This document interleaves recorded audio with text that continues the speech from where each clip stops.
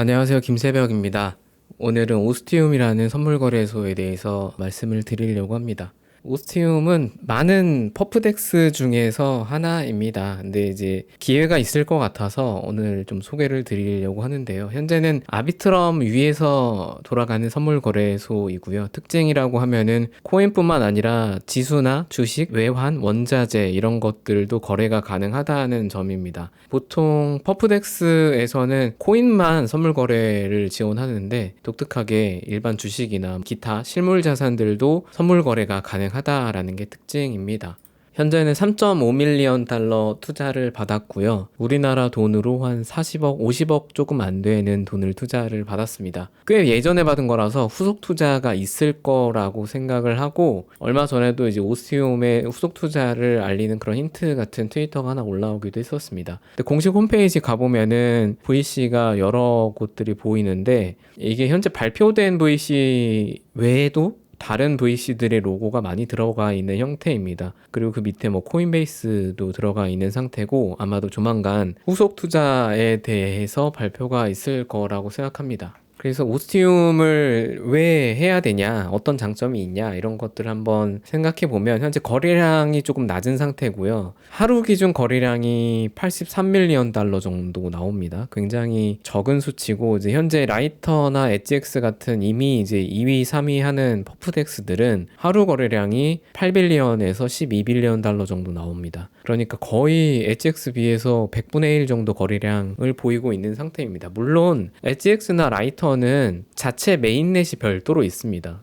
그리고 이제 시장에 나온 지 오래되기도 했고, VC들의 투자도 굉장히 많이 받는 상태이기 때문에 거래량의 차이가 날 수밖에 없는데, 두 가지 조건만 맞으면 오스티움이 뭐 이 둘만큼은 아니어도 어느 정도 크게 거래량이 올라올 거라고 생각하는데요. 첫 번째는 후속 투자가 발표가 된다입니다. VC들한테 3.5밀리언 투자 받은 거는 작은 돈은 아니지만 다른 상위권에 있는 퍼프덱스들에 비해서는 좀 적은 양이고, 거래량이 늘었으니 이제 그거에 따른 추가적인 투자가 됐을 거라고 보고 있습니다. 그리고 두 번째는 자체 메인넷이 아닌 아비트럼 위에서 돌아갑니다. 그러니까 이 라이터나 HX는 고성능으로 거래를 빠르게 처리하기 위해서 자체 메인넷이 있어요. 근데 오스티움은 아비트럼 위에서 거래를 진행합니다. 그러니까 거래 처리량이 상대적으로 조금 퍼포먼스가 안 나올 수가 있고, 거래할 때마다 조금씩의 이제 가스피가 나가다 보니까 이 두 가지가 지금 조금 부족하다라는 생각이 들고요. 물론 그 두 가지가 충족됐을 때는 하루 거래량이 83밀리언 달러에서 10배 이상은 오를 거라고 봅니다.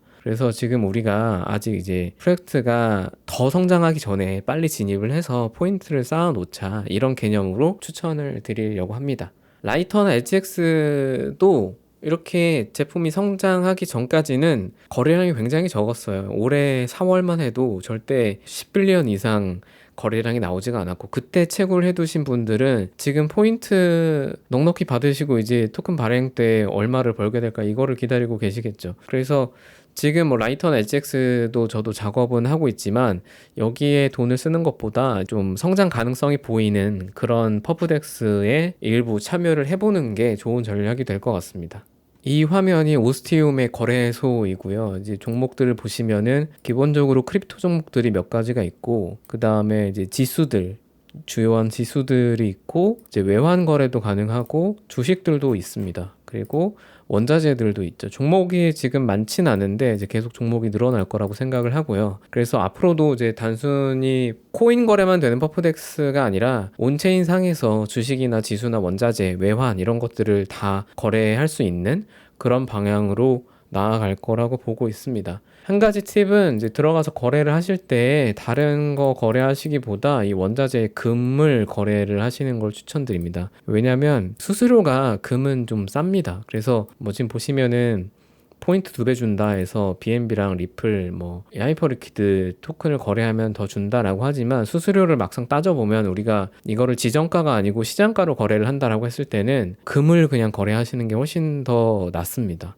우측 상단에 커넥트를 눌러보시면 이제 지갑을 연결하실 수도 있고, 이메일로 하실 수도 있고, 뭐 구글로 하실 수도 있습니다. 추천드리는 거는 뭐 개인 지갑이시면은 개인 지갑 쓰시고요. 자꾸 까먹으시면은 이제 구글로 하시는 것도 괜찮습니다. 그래서 저는 이제 개인 지갑을 자주 쓰기 때문에 개인 지갑으로 연결했습니다. 그래서 아비트럼 위에서 운영이 되다 보니까 뭐 이 거래소에 따로 입금을 하지 않아도 되고요. 그냥 내 지갑에 아비트럼 기반의 USDC가 있으시면 됩니다. 바이낸스 같은 데서 사서 내 지갑으로 넣으시면 바로 거래가 가능합니다. 저는 지금 이제 1600불 정도 넣어서 일단 테스트를 지금 진행하고 있는데, 트레이드 가셔서 원자재에 금 누르시면 되는데, 금은 이제 원자재다 보니까 이게 주말에는 거래가 안 됩니다. 평일에 하시는 걸 추천드리고, 이제 예시를 들어서 코인으로 거래하는 거 한번 보여드릴게요. 지금 비트코인 이렇게 보이죠? 차트가 보이는데 오더북이 없습니다. 그래서